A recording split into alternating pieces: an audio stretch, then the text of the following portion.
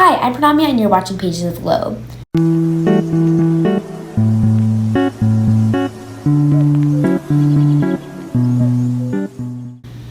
So, if you're new to my channel, essentially I read short stories, sometimes poems, and then I'll give you an analysis about them. I'll tell you a little bit about the author, the historical situation, the themes present, the motifs, the symbols, a character analysis, things like that.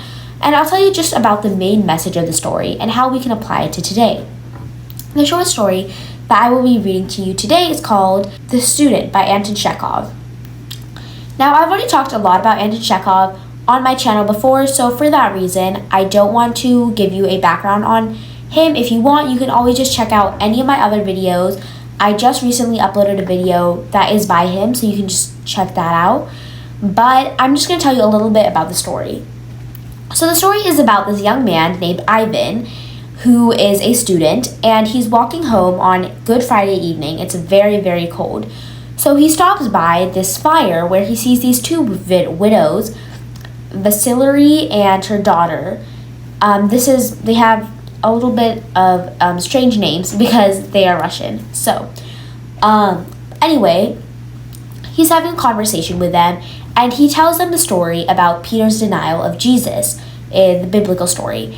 And, they are incredibly moved. And it's just about what happens after that and what he learns from that.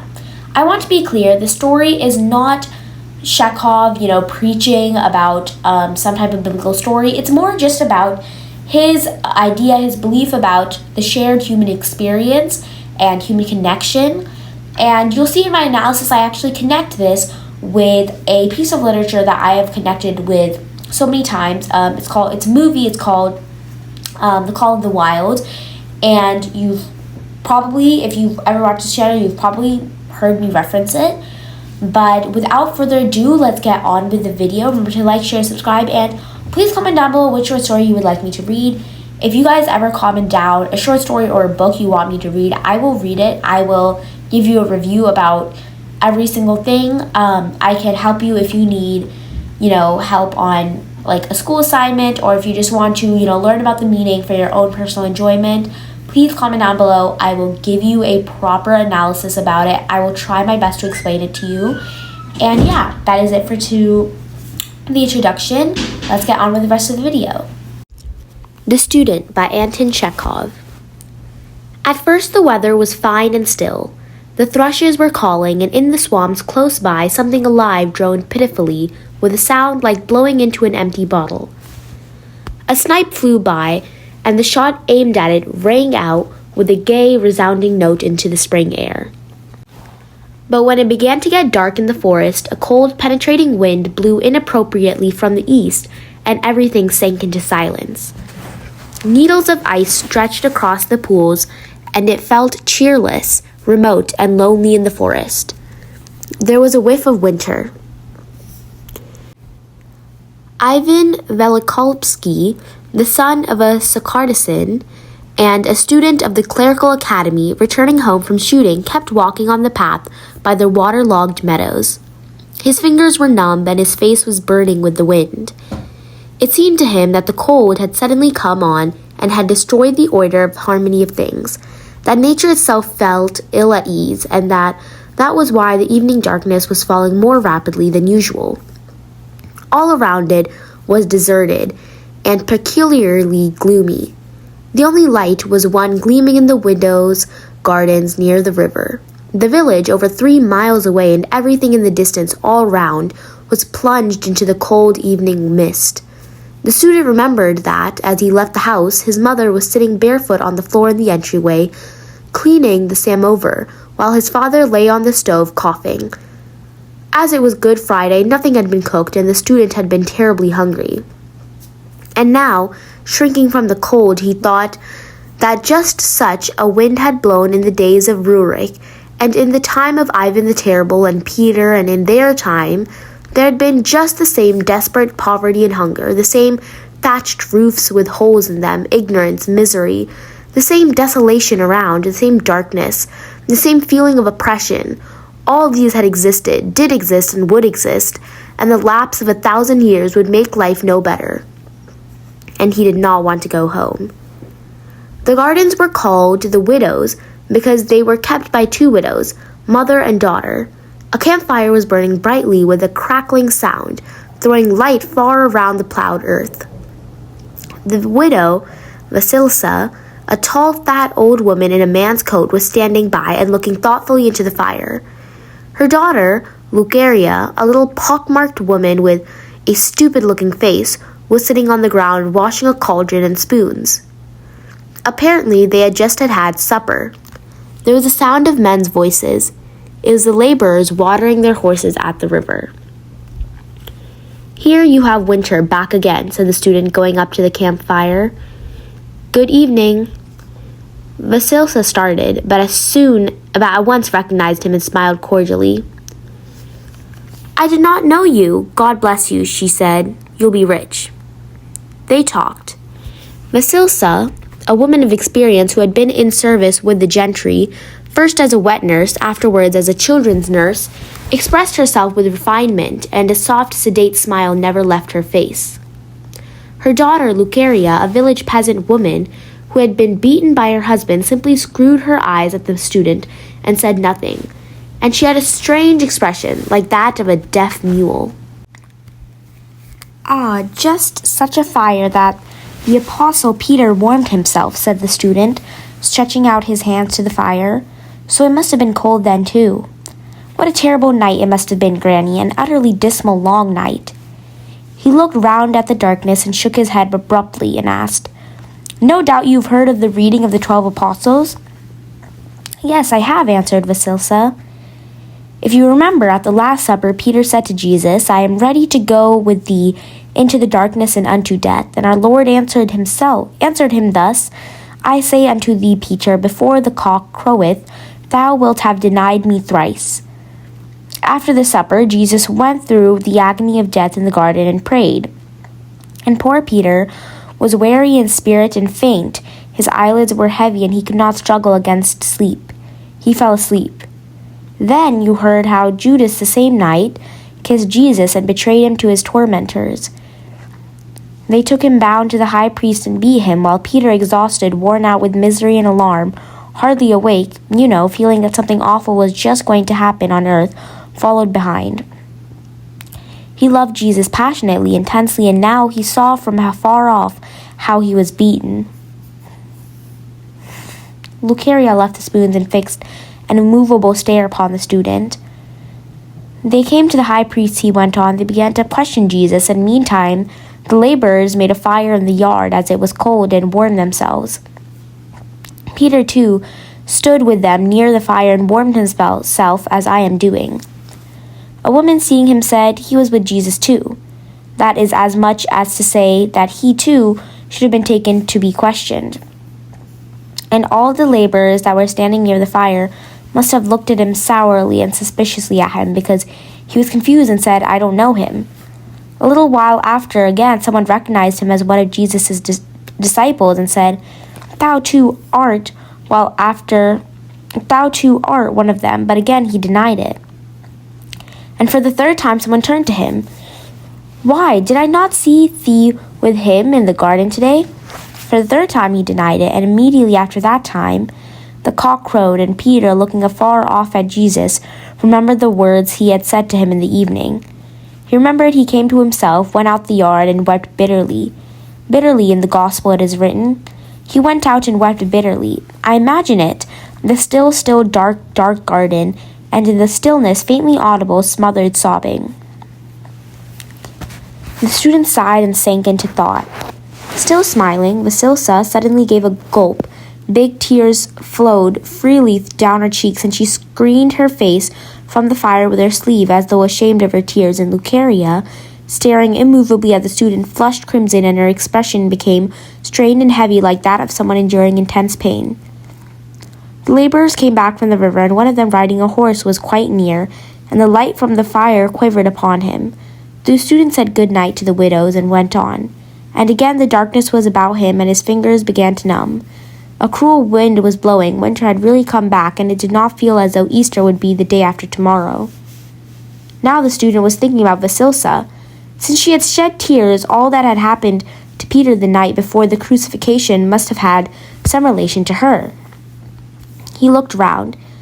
The solitary light was still gleaming in the darkness, and no figures could be seen near it now.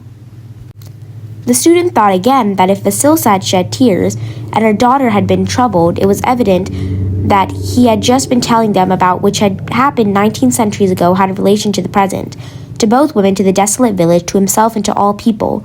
The old woman had wept, not because he could tell the story touchingly, but because Peter was near to her, and because her whole being was interested in what was passing in Peter's soul. And joy suddenly stirred in his soul, and he even stopped for a minute to take breath. The past, he thought, is linked with the present by an unbroken chain of events flowing one out of another.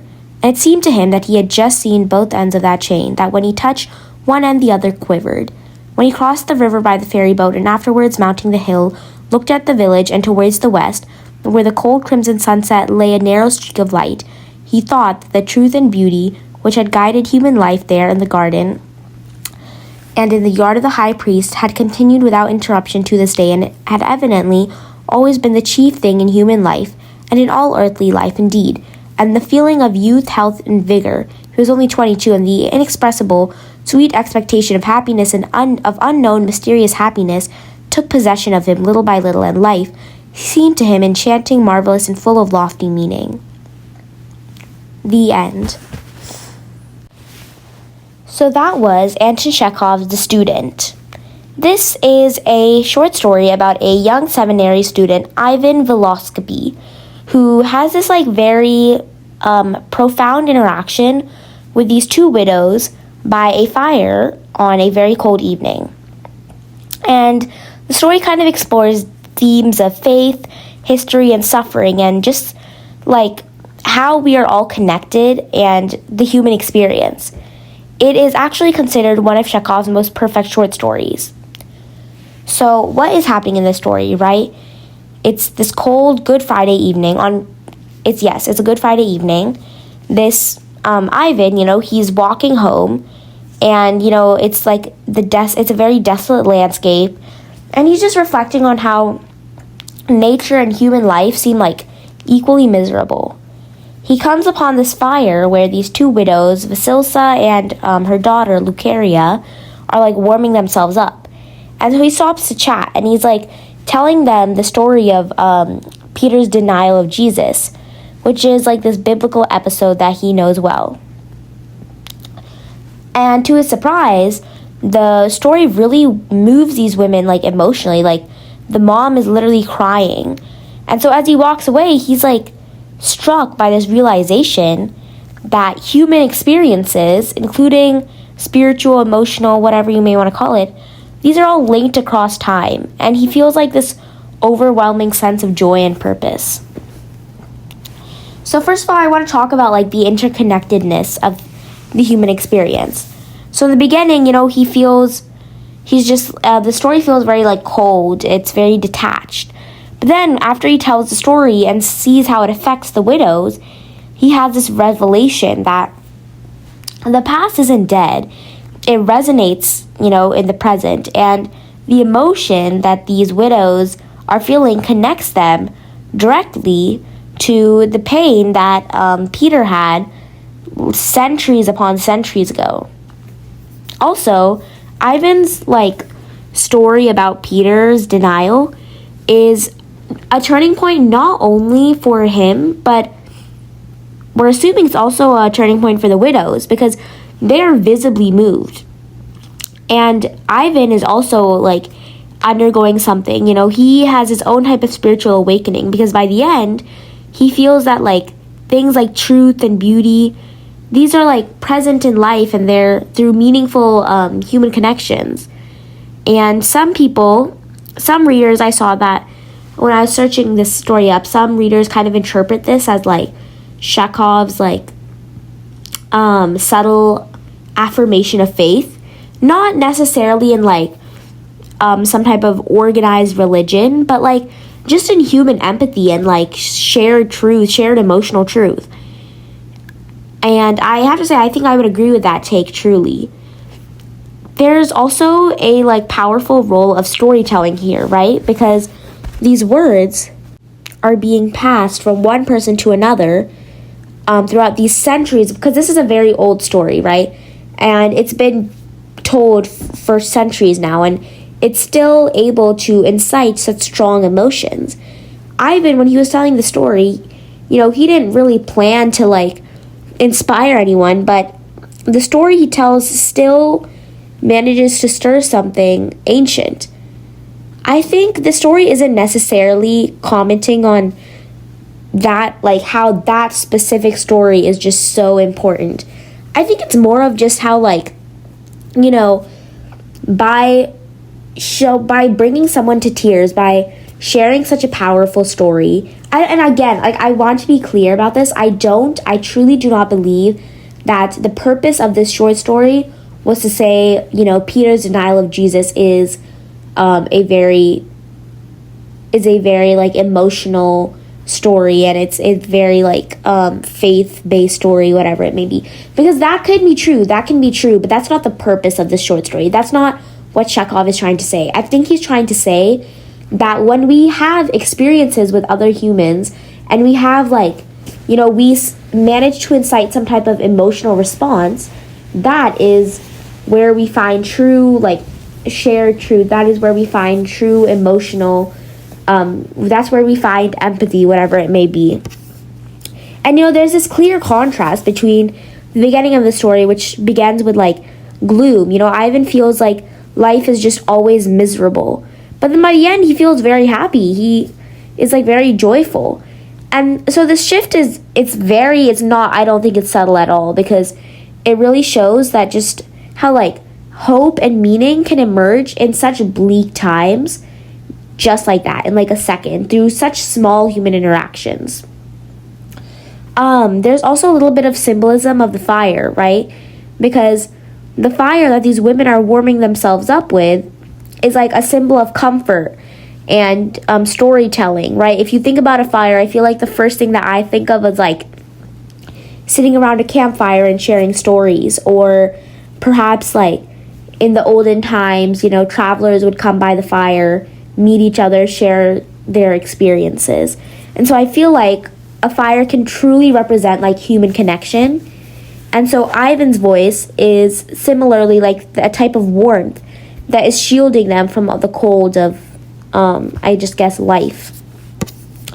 I want to give my like quick final thoughts. I feel like this story really captures an entire spiritual arc in just a couple pages, and it moves from despair to hope, from things like doubt to faith, not through, I don't think it's subtle. I saw a lot of people saying it's very subtle, but I don't think so. I think it's a very dramatic change. It happens through just some simple story that's being told by the fire, and immediately the tone is completely different.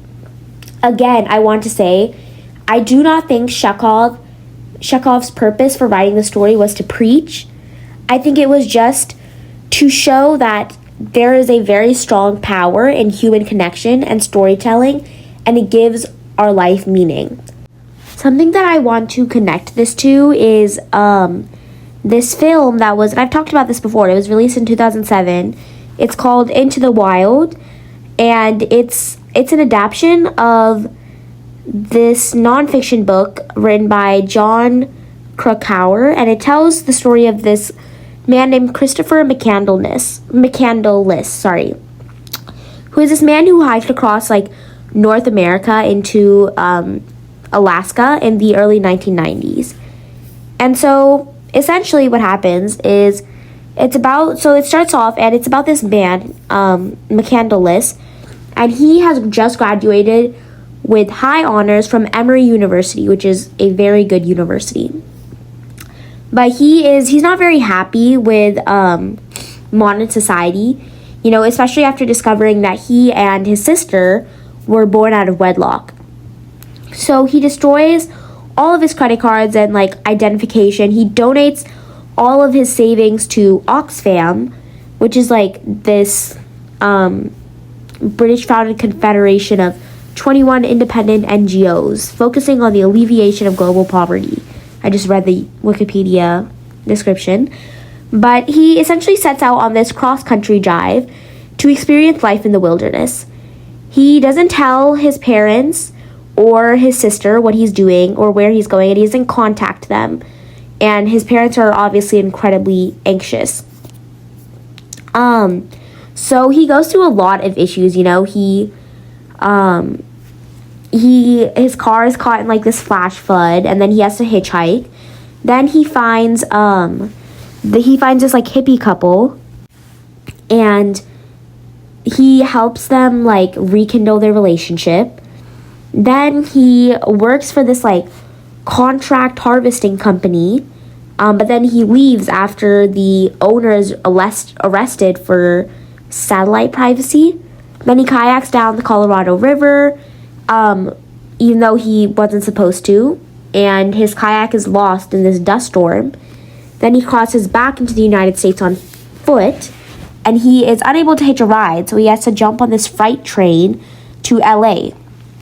And not long after arriving, he starts to feel like corrupted by modern civilization, so he leaves again. And he has to resume hitchhiking after he's caught and beaten by the railroad police. Eventually, he encounters the hippie couple again, and he also meets this like teenage girl who's like very interested in him, but she's a minor and he turns her down.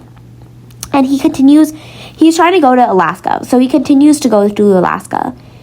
And he's just like, he's going through all of these things, and he's leading a very lonely life. But occasionally he'll meet someone, like he meets this guy named Ron Franz. And Franz is like a retired widower who used to serve in the army. And so Franz teaches McCandless about like leather work, and he makes him like a belt that details all of McCandless's travels. So eventually he again decides to leave for Alaska, and Franz even offers to like adopt McCandless as his grandchild. And then McCandless is like, oh, we'll talk about it when I come back. Now, life for him, 4 months later, it's like flash forwarded, it has become very hard, and he makes several very poor decisions. He hunts down this like large moose with his rifle, but he's not able to preserve the meat, and he spoils it within days. And his supplies are beginning to dwindle, and he's realizing that nature can be very harsh. Towards the end, he's dying, and he concludes that true happiness can only be found when shared with others, and he seeks to return from the wild to his friends and his families. But he finds that the stream that he crossed during the winter is now much wider, much deeper due to it thawing, and he can't. So he returns back to his bus. Now he's so hungry. He gathers like roots and plants to eat, but he accidentally eats a poisonous one, and he falls incredibly sick, and so he's slowly dying.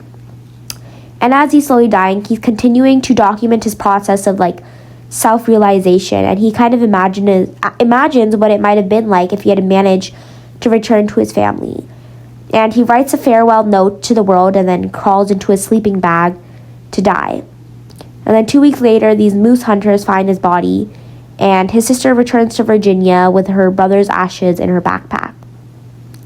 I think this is such a powerful movie. I watched it so many years ago, and it's still so fresh in my mind, because throughout the story, he is so cynical almost of people in general.